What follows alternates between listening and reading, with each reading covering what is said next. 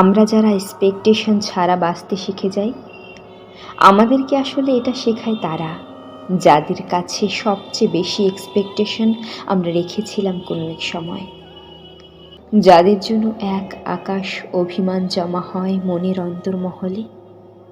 তারাই একটা সময় শিখিয়ে দেয় অভিমান আসলে করা যায় না, করলেও প্রকাশ করতে হয় না।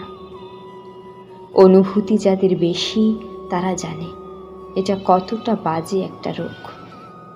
তারা পাখির ডানার ছায়ায় দাঁড়িয়ে ভাবে, এই বুঝি অবকাশ, এইখানেই বুঝি জন্ম জন্মান্তর অপেক্ষা করা যায়, ডুকরে কেঁদে ওঠা যায়, ক্লান্ত হয়ে ফিরে আসা যায়।